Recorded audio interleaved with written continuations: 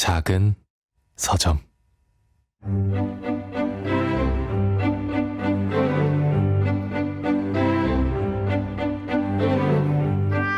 안녕하세요. 작은 서점에서 인생책 코너를 맡고 있는 소설가 장강명입니다. 어제에 이어서 우리나라 최초의 여성 대법관이었던 김영란 교수님 모시고 못다한 이야기 나눌 예정인데요. 어제는 김영란 선생님의 인생에 걸쳐 깊은 영향을 받은 책 3권을 만나봤고요. 오늘은 한국 법조계에 큰 획을 그은 김영란이라는 사람 책을 만나보겠습니다.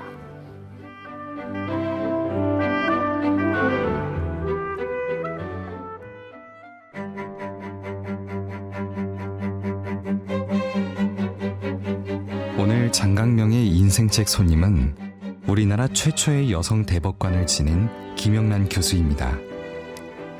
김영란 교수는 부산에서 태어나 서울대학교 법과대학을 졸업하고 6년간 대법관으로 일하면서 소수자의 대법관으로 불렸습니다. 제3대 국민권익위원장으로서 부정청탁 및 금품 등 수수의 금지에 관한 법률인 이른바 김영란법을 만들어 대한민국 사회의 청렴한 기준을 만드는 데 결정적인 역할을 했습니다.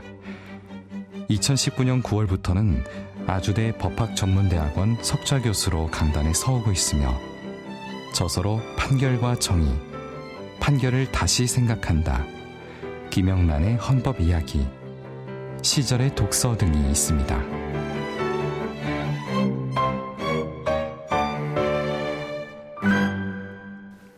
교수님 어서 오세요. 네, 반갑습니다. 네, 반갑습니다. 사실 교수님이 어떤 책 홍보가 필요하신 분도 아니고 저희가 이렇게 교수님의 인생책 소개해달라고 해가지고 이제 어렵게 모셨는데 제안을 드렸는데 선뜻 나와주셔가지고 너무 감사합니다. 예, 선뜻은 아니었다고 생각합니다만은. 제가 말을 하려다 보니까 나와주셨는데 앞에 선뜻인데 말을 하면서도 선뜻 나와주시진 않았는데 어렵게 모셨는데 이런 생각이 들었습니다. 이 정도면 선뜻이죠. 뭐. 그런 거죠? 예, 다른 프로그램은 다 거절하고 계신 거죠? 네, 청취자 네. 여러분, 저희가 어렵게 모셔가지고요, 선뜻 나와주셨습니다. 교수님 이제 그 경력을 볼 때, 네, 1978년 사법시험 합격, 1979년 서울대 법대 졸업, 그리고 이제 대학을 다니시는 중에 사법시험에 합격을 하신 건데요. 또 한국 최초라는 타이틀이 여러 개 있고, 최초의 여성 대법관이시고요. 다른 사람들이 이 경력만 보면요, 이분 탄탄대로를 걸어오신 분 아니야? 할 것 같기도 하고, 사실 또 교수님 주변에 있는 법조인들이나 아니면 대학 동기부터 해서 임용될 때 연수원 동기라든가 등등도 다 너무 잘 나가는 거 아니냐 하고 부러워하는 분도 계시고 좀 질투하는 분도 있었을 것 같아요. 주변에 이런 시선, 관심, 시기 질투 좀 어떠셨나요? 어떻게 대처하셨나요? 제가 혼자여서 연수원 동기가 120명이었는데 제가 네. 한 명이었기 때문에 저를 시기 질투하신 동기들은 없었다고 생각을 합니다. 일단은 남자들도 시기 많이 합니다. 근데 워낙 이제 일정 퍼센트 이상 돼야 네. 그런데 한 명, 그래서 이걸 약간 토큰적 지위다, 상징적 지위다. 그래서 지켜주잖아요. 1명, 2명일 때는. 네. 요즘은 이제 전혀 그렇지 않은데요. 요즘은 오히려 이제 경쟁이 굉장히 심하고요. 네. 그런데 저 때까지만 해도 그런 여성이 고위공무원이 되는 경우가 너무 드물어서 보호받은 게 아닌가. 업무에서도 좀 힘든 업무를 너무 배제해가지고 그러니까 밤새워서 하는 업무. 그땐 통금이 있는데 차들이 없으니까 밤에 집에 돌아가는 게 좀 지장이 있었거든요. 영장을 하면, 그래서 영장 업무에서 부탁도 안 드렸는데 배제해 버려 주시는, 실제로 호의해서 네. 걱정하셔가지고, 밤중에 터미널에서 집에를 어떻게 가겠어요. 통금이 지나면. 실제로 그러신 분도 계셨고 그렇습니다. 근데 어쨌든 그걸 나쁘게 얘기하는 게 아니고 굉장히 저는 질투하거나 이런 건 전혀 못 느꼈고 보호받는 게 좀 불편하다. 나도 보호받지 않고 그냥 똑같이 경쟁하고 싶다. 그런 생각은 했습니다. 뭐 시기나 제시하는 그런 건 별로 없었다라고 이제 말씀을 하시지만, 네, 하셨지만 그건 그렇다 치고 시기 질투는 아니더라도 네. 이제 주목을 받게 되지 않습니까? 네, 그리고 그게 네. 굉장히 사실 스트레스고 어디 가서나 이렇게 주목을 받게 되고 내가 최초의 여성 뭐 부장판사라든가 뭐 대법관이라든가 뭐 이런 자리에 있을 때마다 계속 그런 어떤 사람들의 기대도 있고 또 뭐 기대라기보다는 조금 다른 시선으로 뭐 이제 얼마나 잘하나 보자 뭐 이런 시선도 있을 거고요. 그런 건 어떠셨나요? 그거는 당연히 있어서 네. 잘 하지 못하면 절대로 안 되겠다 이렇게 생각을 하게 만듭니다. 왜냐하면 네. 제가 못함으로써 많은 여자 후배들이 이제 한꺼번에 다 역시 여자들은 안 되겠어 이렇게 말하면 안 되니까 정말 죽을 둥 살둥한 것 같고요. 네. 그래도 뛰어난 남자분들이 너무 많으셔서 최고로 잘한다 이렇게는 저는 그런 건 또 욕심이었다고 생각을 하고요. 할 수 있는 한 최선을 다한다는 게 결국은 가정이나 가족을 다 희생시키는 거죠. 뭐 올인해야 되니까 올인은 했습니다.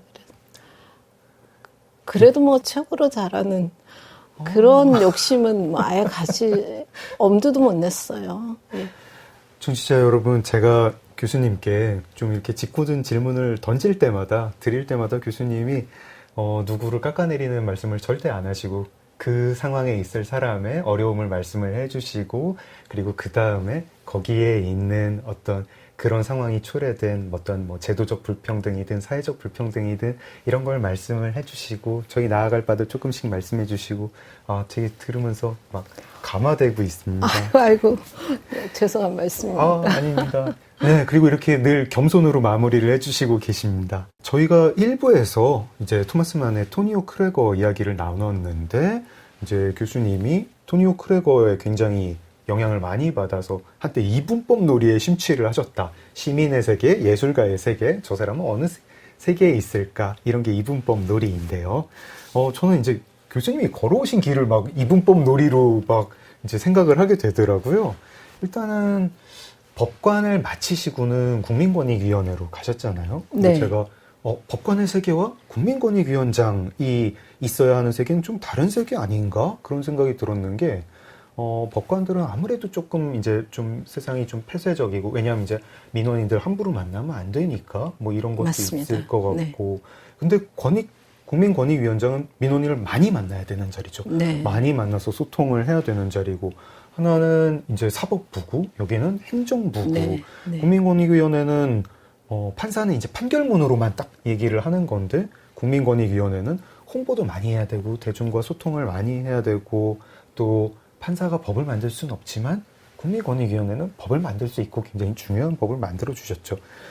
이 세계에서 이 세계로 옮겨갔다고 제가 말씀드려도 되나요? 뭐 그렇습니다. 그런가요? 전혀 새로운 경험이었으니까요. 네. 어떠셨나요? 그러니까 한 30년 가까이 판사만 하다가 네. 행정부로 옮겨갔는데 막막했죠. 막막했는데 일단은 이제 직원들의 전문성에 많이 의존을 해야 되겠다. 네. 저는 전문가가 아닌 채로 그 기관에 대해서 공부할 틈도 없이 갔기 때문에 네. 그런 생각을 했고요. 예. 그래서 이제 직원들의 전문성을 살리면서 제가 그 사이에 또 공부를 열심히 해야 되겠다.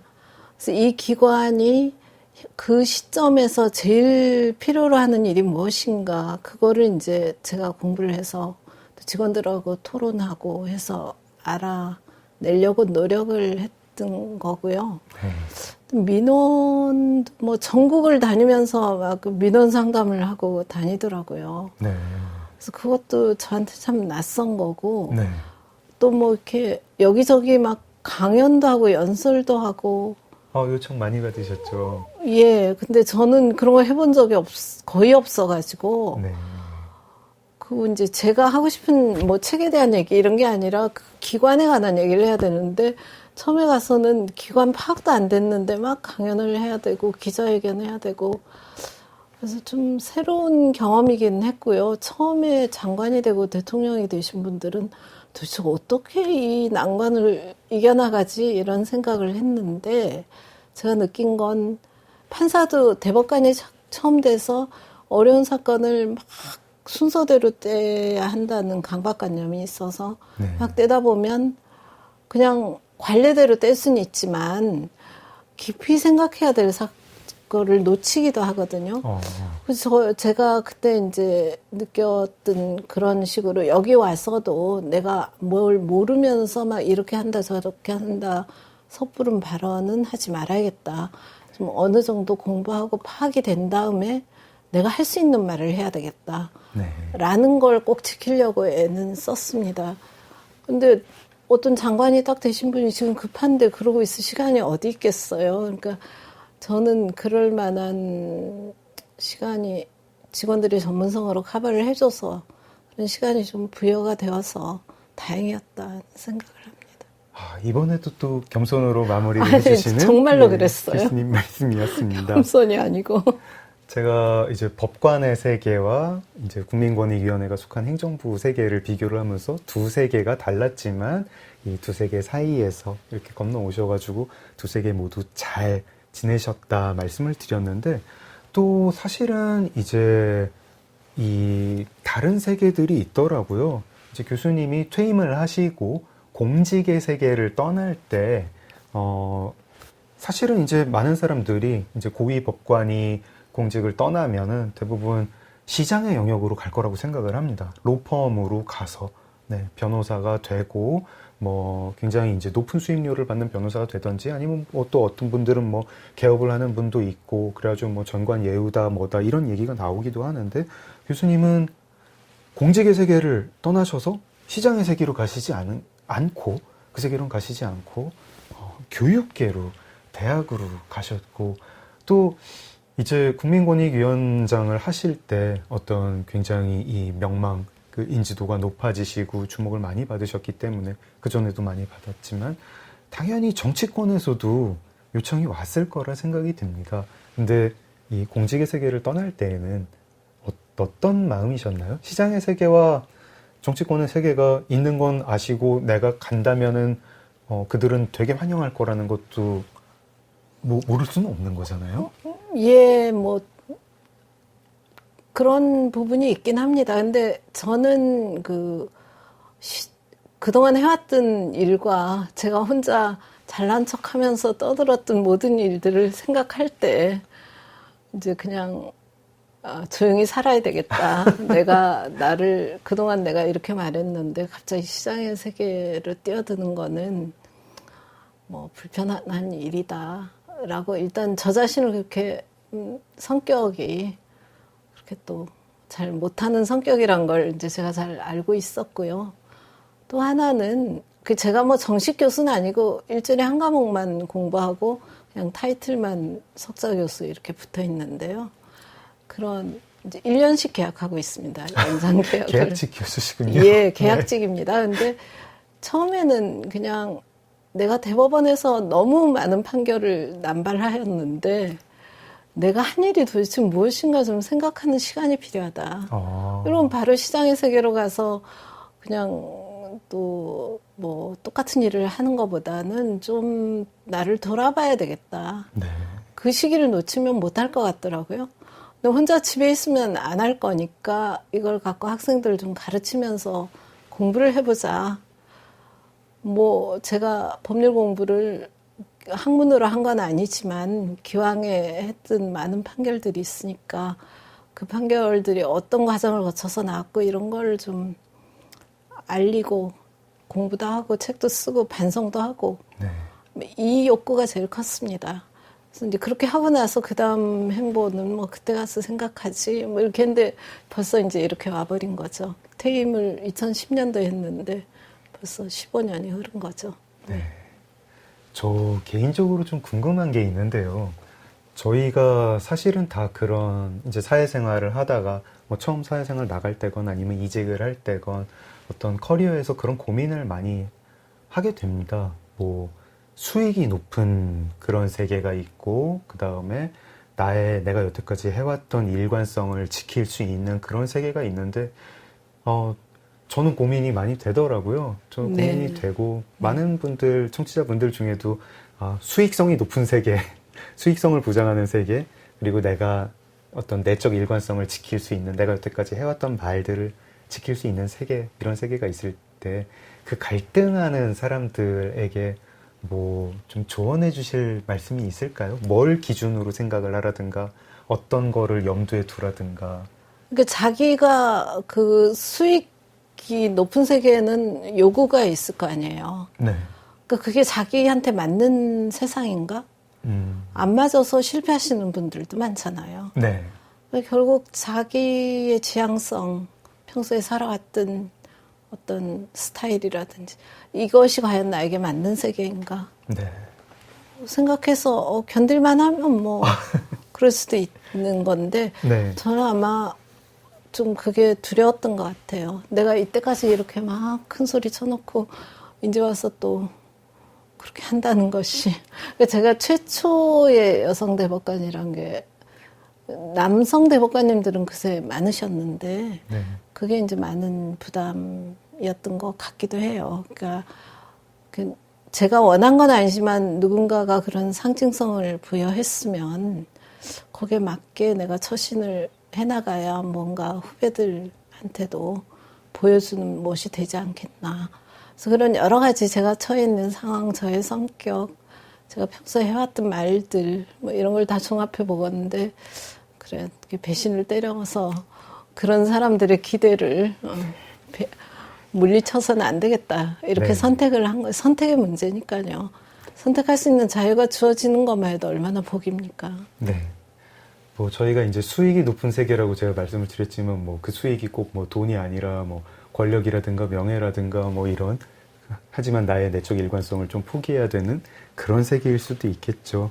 제가 다음에 그런 세계 앞에 만약에 서게 된다면 일단 나는 복 받았다. 세계를 선택할 수 있으니까 생각하면서 좀 감사해하고 그 다음에 내가 거기에 어울리는 사람인지 생각해 보겠습니다. 딱 정리를 너무 잘해주셨어요. 그런가요? 네. 뿌듯합니다. 제가 길게 얘기한 걸 한마디로. 네. 네. 국민권익위원회, 아까 이제 법을 만들 수 있는 기관이라고 제가 설명을 드렸고요. 뭐 법을 그 국회에 제안을 해서 만들 수 있는데, 그렇게 해서 만든 법이 부정청탁 및 금품 등 수수의 금지에 관한 법률. 이건 정식 법률 이름이고요. 저희들이 모두 김영란법이라고 부르고 있습니다. 근데 제가 막 이분법 놀이에 심취하다 보니까요. 김영란법, 어머나, 김영란법도 두세 개의 사이를 좀 연결해주는 법 아닌가 싶더라고요. 제가 이제 저널리스트로 일했는데, 그때 보면은 제가 대하는 사람이 저널리즘에 있는 사람이 아니고, 저널리즘을 이용해야 되는 사람들이 많았는데, 네. 공론장에서 뭔가를 제기해야 되는 네. 사람. 네. 그래서 이제 기자들을 만나서 얘기를 하면, 그냥 해도 될 것 같은데, 그냥 해도 이게 왜 공론장에서 얘기가 돼야 하는 이슈이냐라고 잘 설명을 하면, 저널리스트도 듣고, 이게 얘기를 해야 되는 문제구나 하면 취재를 해서 할 것 같은데, 꼭 그러지 않고, 그러니까 그분들도 어떻게 보면 고정관념의 희생자인 거예요. 일식집에서 술을 마시면서 얘기를 해야 된다. 은밀한 일식집에서 얘기를 해야 된다. 이렇게 생각하는 분들이 되게 많아요. 특히 이제 한국 사회가 보면은 아예 미국처럼 이렇게 공개적으로 로비스트가 활동을 하면 그게 차라리 감시도 되고 견제도 될 텐데, 이런 게 없어가지고 그런가? 막 이런 생각도 했었습니다. 그런가 하면 이제 김영란법 자체는 저희 이제 생활에 스며들어가지고 그 이전에 막 추석 때, 설 때 뭐 무슨 박스 보내고 뭐 하던 것들 관행 많이 없어졌습니다. 제가 법을 이렇게 이해를 해도 되나요? 그리고 법 성과는 좀 김영란법의 이 주창자로서 어떻게 생각하시나요? 그러니까 선물이 너무 줄어서 힘드신 분들도 있잖아요. 네. 상공업 하시는 분들. 네. 네, 또 뭐 화환이나 이런 거 만드시는 분들. 사실 늘 죄송하게는 생각하고 있긴 해요. 한데 네. 말씀하신 것처럼 그럼 우리도 정식으로 로비스트를 만들면 되지 않나? 라고 저도 이제 로비스트법 이런 것도 많이 생각해보고 했는데 네. 그 로비스트라는 것도 결국 로비스트를 고용하는 자본이 있는 사람들이 하는 거니까 그게 그쵸. 더 급한 건 아니다. 네. 그것은 그러니까 자본이 아무것도 없는 사람이 공무원 사회에 접근해서 뭔가를 좀 이뤄내는 그런 통로를 만드는 게 더 급하지. 로비스트 지금 변호사들도 일정 부분 그런 역할을 할 수 있는데 네. 법적으로는 그렇죠. 그렇죠. 그러니까 그건 급하지 않고 일단은 그런 것과 무관하게 이 공직사회가 돌아간다는 거를 좀 모든 사람이 믿을 수 있는 네. 그런 게 우선 더 급하다. 그래야 그게 이제 신뢰 자본이라는 건데요. 네. 경제적으로도 뭐 굉장히 높이 평가할 수 있는 그런 것도 되고. 그래서 그런 분위기, 사회 분위기를 만드는 게 더 우선적이다. 그렇게 이제 저는 생각을 했습니다. 네. 저는 저런 생각도 들더라고요. 이제 이 이분법 놀이 생각을 하다 보니까 누가 연애를 하는데 뭐 남녀가 사귀든 뭐 같은 성끼리 사귀든 연애를 하는데 그냥 연애를 하면 되는데 어느 쪽이 용돈을 주면 그게 연애가 아니게 된다. 뭐 이런 생각이 들고 뭐 어떤 공론장에 이런 얘기를 해야 되는 사람의 임무 같은 거는 당연하고 그것도 필요한 일인데 이 두세 개가 좀 이렇게 돈을 오가면 안 되겠다. 그 돈이 약간이라도 연애 관계에서도 약간의 용돈이라도 이 관계 자체를 되게 막 변제시켜 버린다. 그런 생각이 들었습니다. 예, 저도 사실 공무원을 굉장히 오래 한 거니까 네. 판사 사회에서도 그런 문제가 늘 있거든요. 네. 그래서 참 받아들이기 어려웠습니다. 그러니까 무슨 뇌물을 받고 사건을 한다 이런 게 아니고 그냥 판사, 검사, 변호사들이 다 친하다 보니까 같이 밥 먹고 그러면 술값은 그중에 이제 돈을 제일 많이 버는 사람이 계산을 하고 하는 게 네. 막 자연스럽지. 그것 때문에 어떤 특정 사건을 봐달라 이건 아닌데 만일 그 사람이 한 몇 달 있다 특정 사건을 갖고 온다 이러면 내가 몇 달 전에 밥 먹은 거는 괜찮나? 사람들이 모질지가 않잖아요. 네. 그래서 그런 부담에서 자유로운 게 훨씬 더 낫다. 공무원들한테도 네. 그리고 그 당사자들한테도 라고 생각하니 행정부 공무원이라고 뭐가 다르랴. 네. 뭐 이제 그런 식으로 저도 점점 생각을 하게 됐고 그래서 뭐 결국은 그 법을 추진하는 대로까지 이런 생각들이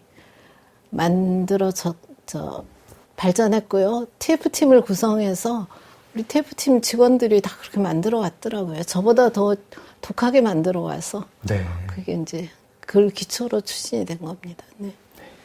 관련해서 이제 청탁금지법을 설명을 해주실 때 거절을 잘 하기 위한 법이라고 설명을 해주신 걸 읽고 되게 끄덕끄덕했습니다. 네. 이제 우리가 거절하기가 참 힘들잖아요, 살면서. 네. 특히 네. 한국 사회에서. 네. 근데 그 법 때문에 안 돼. 김영란법 네. 때문에 안 네. 돼 하고 딱 하면 네. 마음도 훨씬 가볍고 네. 그런데 그렇구나 했는데 이런 것도 좀 여쭤봐도 될까요? 이제 뭐 꼭 그런 내가 공직자나 뭐 언론인이나 뭐 교육인이 아니더라도 저희가 살면서 이런저런 요청을 많이 받게 되지 않습니까? 그 요청 중에 뭐 꼭 뭐 좋은 뭐 나쁜 요청만 있는 건 아니고 뭐 좋은 요청도 있는데 근데 나는 안 하고 싶은 거, 거절하고 싶은 거. 근데 저희가 소심한 사람은 거절 잘 못 하잖아요. 예. 교수님은 좀 거절하실 때 어떻게 하세요? 저도 못해가지고 지금 여기 와 있지 않습니까? 저희 제작진이 어렵게 보셨습니다. 농담이고요. 네. 저도 이제 거절을 못하니까 그게 참 괴로웠던 사람이었기 때문에 사실 청탁금지법이 꼭 필요하다. 네. 이렇게 생각을 했습니다. 그러니까 그 고위공직자나 뭐 고위까지는 아니래도 많은 공직자들한테 쉽게 접근할 수 있는 사람과 네. 쉽게 접근하지 못하는 사람 사이에 결과의 차이가 나면 안 되기 때문에 법을 만들었는데 저도 이제 거절을 못해서 빙빙 돌리다가 못하는 경우도 있고 하는 경우도 있는데 어떤 판사님들의 경우는 가까운 가족이 전화하잖아요. 네. 그래 알았어 내가 그 판사님께 얘기할게 이러고는 얘기를 안 하고 그러면 이 가족은 먼 친척이 있잖아요. 네. 얘기한 줄로 알고 이 판사님은 얘기를 한 적은 없고 그러니까 그런 것도 또 오해가 쌓일 수 있겠더라고요. 그래서 거절은 단호하게 하는 게 맞긴 하다. 괜히 거짓말로 예, 하면 예. 오히려 네. 더 오해가 쌓이고 네. 예, 결과도 좋지 않은 때가 많고. 예, 그러니까 단호할 때는 단호하고 단호하지 않아도 되는 일은 단호하지 않고 이게 삶의 지혜인데 그거 저는 뭐 아직도 잘 못하거든요. 못하는 게 사람들의 그 성정이죠, 뭐. 네. 제가 좀 내성적인 사람이라 가지고요. 네, 저도 그렇습니다. 네. 책 좋아하는 사람들은 다 내성적인 사람인가 봅니다. 그건 잘 모르겠는데 어쨌든 저하고는 예. 일치하십니다. 네, 법학자를 설득하기 매우 어렵군요. 네, 하여튼 근데 이제 이렇게 누가 밖에 어느 날 뭐 얼굴 보자, 야, 뭐 네, 우리 네. 뭐 동기 뭐 얼굴 예, 보자, 예. 뭐 우리 뭐 모임 네, 하자 네. 뭐 요청이 오면은. 네. 그러니까 이건 뭐 금품 요청 이런 건 아니죠. 그거 네. 되게 가기가 싫어요. 근데 네. 별로 이유가 없어요. 이런 네. 요청은 혹시 거절하는 요령이 있을까요? 그러니까요. 그때 저도 잘 못하는데 네. 남자들보다는 이제 모임의 횟수가 훨씬 작긴 한데요. 다행히도. 그런데 이제 애둘러서 거짓말을 자꾸 하게 되는 거죠. 그날 마침 다른 약속이 있네. 그날 뭐 학교에 뭐 일이 있네. 그렇긴 한데, 그러니까 거절도 좀 거절하는 요령을 갖고 할 수 있었으면 좋겠어요. 저도 아직도 배우지 못해가지고. 어떻게 보면은 교수님께서 네. 거절하는 요령을 그토록 모르시기 때문에 네. 청탁금지법을 만드실 수 있지 그거는 않았나. 정말 맞는 게 공무원들이 네. 거절을 못해가지고 진짜 거절을 꼭 해야 되는데 못해서 공궁에 처하게 되거든요. 그렇군요. 거절해야 되는 걸 뻔히 알지만 바로 윗분이 얘기를 하시는데 어떻게 거절을 합니까? 그래서 방패막이가 되게 하기 위해서 사실 만든 게 맞거든요. 거절 못하는 수많은 사람들에게 너무 감사한 법이었습니다. 그러니까 학교 선생님들도 뭐 학부모들한테 뭐 그런 걸 받고 싶지 않은 분도 정말 많을 텐데 네. 학부모님들이 갖고 오시는데 거절하는 건 한계가 있다고요. 그러니까 이 법 때문에 좋아졌다는 얘기를 선생님들께도 많이 듣고 있어요. 그렇군요. 네. 근데 이 법이 이제 처음에 도입이 되고 시행이 있을 때 뭐 굉장히 잘 안 될 것이다라는 부분에 초점이 맞춰져가지고 비판이 많았고 뭐 또 아까 말씀을 이제 잠깐 하셨지만 뭐 제 생각에 이제 되게 지역적인 건데 이제 그런 때 선물로 쓰는 뭐 그런 어떤 농산물 같은 거를 재배하는 농가가 타격을 입을 수 있다. 뭐 축산 농가가 타격을 입을 수 있다. 이런 비판도 있고 뭐 좀 이제 한국 사회가 좀 끈끈한데 뭐 그 끈끈함을 이제 불편하게 만드는 법이라 가지고 막 비판을 듣기도 하셨을 텐데 그런 원망 같은 거 많이 들으셨죠? 어떻게 좀 그때 무슨 생각하셨습니까? 예. 뭐 정말로 죄송한 부분이 있는데 시간이 좀 걸릴 거라는 생각은 했어요. 네. 이게 제가 생각한 것보다 훨씬 빨리 법이 통과돼 버려가지고 저는 제가 퇴임할 때까지도 통과가 전혀 안 될 조짐이 보였기 때문에 제가 퇴임 기자회견에서도 기자분들께 내가 지금 지금 일종의 혁명인데 우리 삶의 혁명이죠. 그죠? 네. 문화적인 걸 다 바꾸는 건데 이거를 뭐 지금 당장 하자는 게 아니고 계속 써주시라. 우리도 이제 이런 거 해야 된다. 써주시는 게 더 중요하다. 그래서 사람들이 정말 우리도 이런 거 정말 필요해 라고 할 때 법을 만드는 것이지. 네. 법이란 게 너무 선제적으로 사람들이 아무것도 모르는데 뭘 만들어 놓고 지키라고 하면 이게 뭐 독재 국가지. 네네. 그러니까 계속 지킬 수 있게 이 법이 필요하다라는 생각을 계속 주입시켜주고 보도해주시고 다뤄주시라. 처박아 넣지 마시고. 제가 실제로 기자님들께 그렇게 말씀했거든요. 네. 근데 생각보다 이제 우리 사회가 막 빨리 변하면서 도입의 필요성이 더 빨리 다가와서 빨리 도입이 된 겁니다. 다행히도 지금은 어느 정도는 좀 네. 다들 적응하신 것 같아요. 적응했습니다. 네. 지금 모든 일을 너무나 겸손하게 하지만 또 단단하게 말씀해 주시는 김영란 교수님과 함께하고 있습니다. 여기서 잠깐 노래 한 곡 듣고 더 얘기 나누겠는데요. 뭐 이제 청취자분들이랑 같이 이제 듣고 싶은 노래 저희가 요청을 드렸지 않습니까? 예, 네, 예. 어떤 곡이죠? 번안곡이긴 한데요. 들국화라는 그룹 지금은 이제 네, 해체하셨죠. 해체했죠. 사랑한 후에라는 전인권 선생님이 부르신 건데요. 네.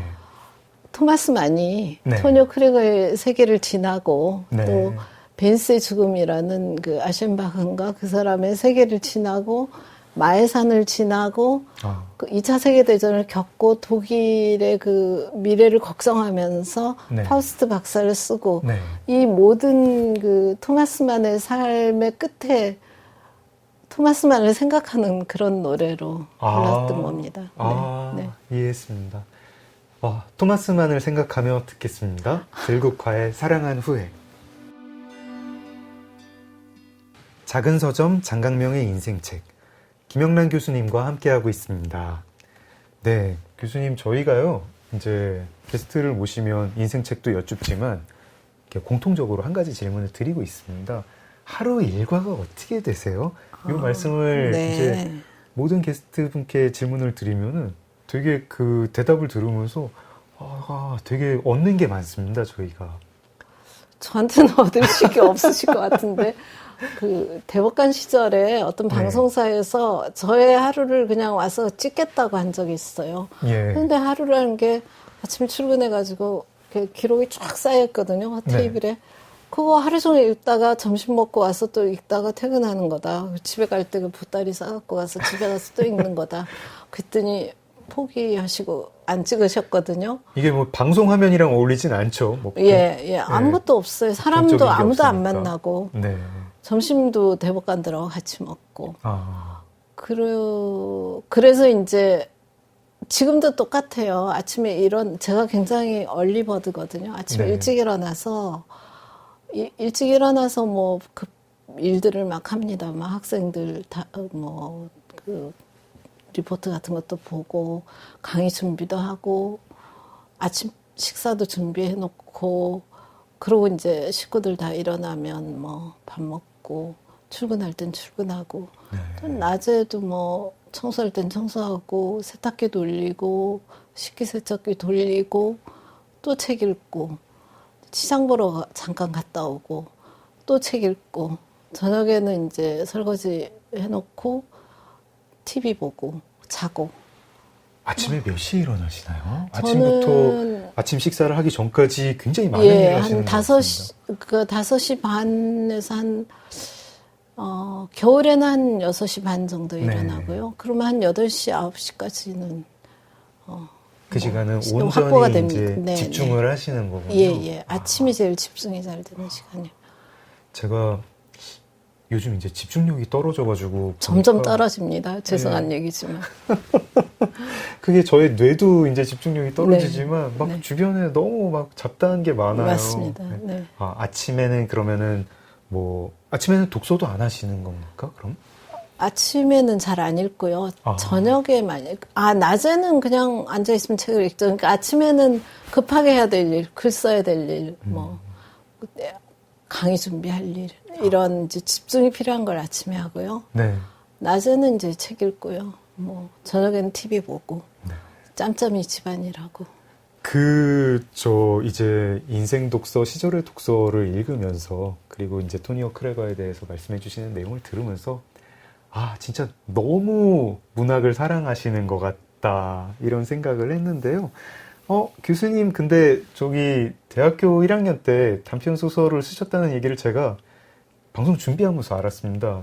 서울대 교지랑 서울대 법대 교지에 이렇게 한 편씩 실으셨다고요? 예, 대학교 들어가서 그냥 끄적끄적 써놓은 거를 써놓은 거 있으면 내놓으라 그래갖고 창피하게. 저 너무 궁금한데 보통 문학을 읽는 걸 사랑하는 사람들이 작가가 되는 경우도 많잖아요. 혹시 저는 이제 교수님이 필명으로라도 변호사나 법관이 주인공인 정말 묵직한 주제의식이 묵직한 이런 뭐라고 해야 되죠? 법조 소설이라고 해야 되나요? 법률 소설이라고 해야 되나요? 그런 거 혹시 써주시면 반드시 구매해서 읽겠다 이런 마음이 있는데 어떠실까요? 근데 능력이 안 돼서 남이 써놓은 걸 읽는 걸 너무 좋아하다 보니 눈은 너무 높아졌고요. 이제 구성하고 사건을 만들고 풀어나가고 문장을 만들고 이런 건 이제 또 못할 것 같아요. 그래서 그런 욕심은 없고요. 요즘 보면 올리비아 랭이나 리베카 네. 솔릭 같이 약간의 그 보고서 네, 그 다큐면서 자기 얘기를 섞어서 쓰는 네. 그런 게 좀 유행이긴 하더라고요. 예. 그런 거 비슷하게 쓴 거죠, 시절의 독서는. 네. 인생 독서는 워낙 강연을 한 걸 책으로 낸 거고요. 그러니까 그걸 조금 더 이제 제 얘기를 섞어서 다큐 플러스 무슨 저의 제가 이런 주제에 탐닉하게 된 얘기, 이런 걸 조금 더 섞으면 그런 글은 혹시 쓸 수 있을지 모르겠는데, 완전한 창작은 제가 눈만 너무 높아져가지고 못할 것 같아요. 제가 시절의 독서도 너무 잘 읽었다고 교수님께 말씀을 드렸는데 정말 기대됩니다. 우리가 흔히 부르는 에세이라고 하는 것보다는 조금 무겁고 우리가 예. 저널리즘, 르포르타주라고 부르는 것보다는 조금 개인적이고 네. 그게 좀 그러면서 유행인 조금 것 더 같아요, 문학적인. 요즘. 네. 예, 이게 예전에는 딱 거기에 들어맞는 장르가 좀 없었는데 요즘 네. 요즘 이제 그런 네, 책들이 네. 나오고 예. 개인적으로도 좋아하는 책들이 예, 많이 있습니다. 예. 꼭 써주십시오. 꼭 쓰겠다는 건 아니고, 아니, 창작보다는 혹시 이제 그런 장르는 몰라도, 뭔가 척하기 쉽지 않네요. 거절을 단호하게 하시네요. 예. 제가 능력이 안 되는 부분이라. 이제 몇 년 전 강연에서요, 기회가 되면 동네 초등학생을 대상으로 독후감 교실을 진행하고 싶다는 말씀을 하셨다는 기사를 읽었어요. 저 초등학생이 돼서 막 그 교실에 가고 싶은 심정인데, 어떤 배경으로 이런 말씀을 하셨는지, 그리고 이제 교수님이 초등학생 대상으로 독후감 교실을 하면 독서 지도는 어떻게 하시고 싶으신지, 또 이제 읽어오신 책은 전부는 아니지만 이제 서구문학 중심인데 그러면은 초등학생용 추천 리스트는 어떻게 생각하고 계신지 이런 거 좀 여쭤봐도 되나요? 그러니까 중고등학교 학생들을 대상으로 하고 싶지만 너무 이제 입시 스케줄에 바쁘니까 네. 궁여지책 끝에 생각해 본 건데요. 네. 요즘은 모르겠는데 유럽의 책 같은 걸 읽어보면 학교에서 원전을 읽히잖아요. 네. 셰익스피어 소네트를 외우게 하고. 미국 학생들이 그런 걸 읽는다고 그래서 예. 깜짝 놀랐습니다. 그리고 실제로 영어권 국가에서 다윈의 종의 기원을 읽는다 이러면 아무래도 우리보다는 훨씬 쉽겠죠. 우리는 번역투로 접해야 되니까. 네. 그래서 그런 원전을 우리는 읽지 못했다. 저는 잘하면서 번역한 것도 전체 번역한 책이 나오기 시작한 건 최근이지, 다 축약본이거나 네. 중역본이거나 중역본. 그래서 그런 아쉬움이 있어요. 그러니까 10권의 남이 축약한 책을 읽을 시간에 반권이라도 원전을 읽는 게 훨씬 더 그 아이의 평생에 남지 않겠나. 네. 그러면 초등학생이라도 리어왕을 읽힌다거나 네. 이런 거 할 수 있잖아요. 네. 원전을 읽히는 거죠. 축약된 만화를 읽히는 게 아니라 예. 어렵더라도 얼마든지 읽을 수 있거든요. 네. 그럼 종의 기원도 읽힐 수 있고, 예를 들어 네. 너무 어려운 건 제가 설명해 줄 수도 있고, 그렇게 하면 그게 10권, 100권에 축약된 책보다 너무 낫다. 훨씬 낫다. 너무 좋다. 그런 생각을 해본 적이 있었어요. 누가 원하신다면. 근데 요즘 초등학교 애들 그런 여유가 없잖아요. 그게 너무 안타까워서 약간 반어법적으로. 그러니까 원전을 읽히는 걸 하고 싶다. 우리 어렸을 때 못했던 그런 생각을 했습니다. 네. 제가 어렸을 때 읽었던 축약본들을 네. 어른이 돼서 완역을 읽으니까 예. 다른 책인 경우가 많더라고요. 맞습니다. 예. 예. 그래서 저도 예. 그게 우리가 이렇게 외국 사람들하고 경쟁할 때 저술 같은 것도 경쟁을 해야 되잖아요. 창작 네. 아이디어도. 거기서 벌써 밀리고 들어가는 것 같더라고요. 네. 유발 하라리 뭐 이런 분들의 책을 읽으면 그거 절대로 우리나라에 공부 많이 하시고 하신 분들이 못 쓸 책이 아니거든요. 네. 근데 도전을 못하는 건 뭐냐? 어릴 때 우리는 중국 요새 우리 또 우리나라 원전도 안 읽잖아요. 네. 그러니까 원전에서 밀리는 게 아닌가. 너무 암기 위주의 요약본만 읽고 공부하는 게 아닌가. 그런 생각을 했기 때문에 그 안타까움 때문에 이런 얘기를 했던 거고요. 실제로 뭐 이런 걸 하시는 분 있다는 얘기도 들었어요. 또 대안학교 같은 데서. 네.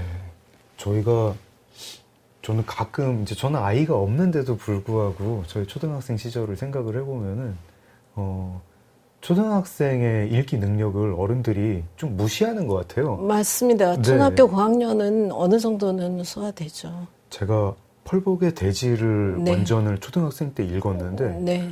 부모님이 되게 좀 어이없어 하시는 거예요. 당신들이 살려고 읽은 책을 읽으니까. 근데 저는 예. 그걸 읽었거든요. 예. 읽었는데 그리고 또 하나 크게 착각하는 게 원전이라는 게 어떤 이거를 쪼개고 이렇게 부수고 쭈그러뜨리면은 그 안에 어떤 야수성 같은 게 사라지고 맞습니다. 계속 생각해야 예. 되는 예. 끝까지 이해가 안 되는데 네. 그거를 이해가 안 되는 채로 받아들이면서 이게 뭐지 하면서 왜 이렇게 무섭지 불편하지 뭐 이런 게 있는데 축약본들이 다 너무 읽기 쉽게 네. 그냥 딱 이건 이거 뭐 레미제라블은 이 뜻 뭐 이런 식으로 해버리는 예, 게 예. 그런 것 같습니다. 레미제라블도 원전을 읽으면 정말 더 재밌어요. 네네. 예. 두껍죠. 두껍죠. 네. 그러니까 사실 초등학교 5, 6학년 레미제라블 좀 지루한 부분, 그 역사적 배경, 시대적 배경 이런 거를 공부해 가면서 읽으면 얼마든지 읽을 수는 있어요. 시간이 많이 걸리죠. 한 1년 넘게 네. 걸려서 하나만 읽어도 된다, 저는. 그렇게 생각하거든요. 글자가 어려운 부분은 없잖아요. 거기 그러니까요. 단어가 어렵진 예. 않으니까. 근데 우리는 어른들 독서교실도 각자 읽어와서 자기 읽은 부분만 발표하거든요. 네. 그럼 남은 안 읽었어요. 그럼 그게 무슨 독서교실의 의미가 있나. 그러니까 좀 안 좋은 생각도 들더라고요. 남이 이제 요약해줘가지고 마치 이제 뭐 대학교 때 수업 때 챕터 나눠가지고 서로 발표해서. 그러니까 너무 우리는 그런 공부만 해왔다. 네. 그런 그리고 거죠. 그 책을 읽은 것처럼 네. 읽은 셈 치자.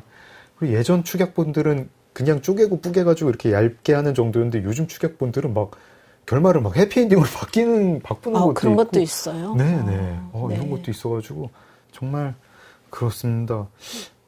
이게 환경이 이제 참 힘들어졌는데 초등학생한테 그런 원전 읽기라고 하기가 시간이 초등학생이 그렇죠. 일단 네. 바쁘고 초등학생을 유혹하는 다른 뭐 자극들도 많은데 책 어떻게 권해야 될까요? 독서 지도를 어떻게 해야 될까요?